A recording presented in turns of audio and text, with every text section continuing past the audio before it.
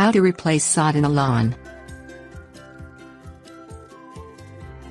A sea of perfect green grass is every homeowner's dream, but sometimes disease or pests create bare patches or holes.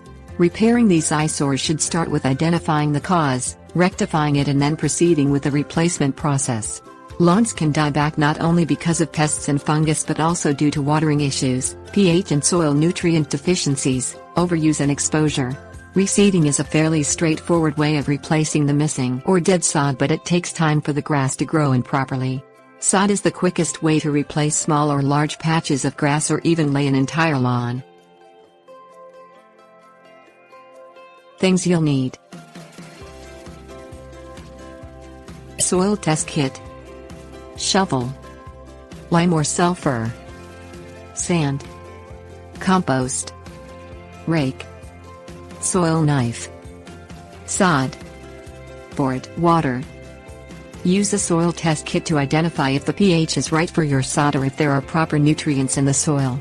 The packaging can help you read the test, or you can enlist the help of a nursery professional or home and garden specialist to assess the results. Cut a square around the affected area and then use the edge of the shovel to pry it out. You can use a chipping motion to shave off the sod. Remove 4 inches of soil where the sod was.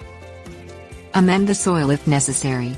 The addition of lime will raise the pH of the soil and sulfur will lower it. Average pH for grasses is usually slightly acidic and registers about 6.5 on the soil test. The correct amount of amendment will depend on the size of the site, but your packaging should give good instructions for you to follow. Work in the amendment with your shovel. Add a 2-inch layer of compost and 1 inch of sand. Work this into the amended soil to add nutrients and texture for good drainage.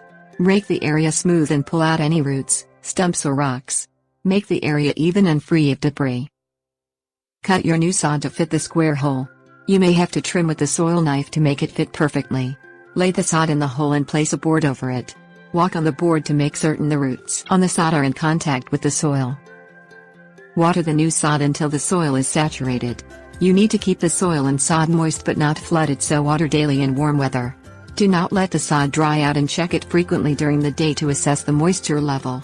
Sod installed in spring or fall needs 1 inch of water every 2 or 3 days to maintain moisture levels.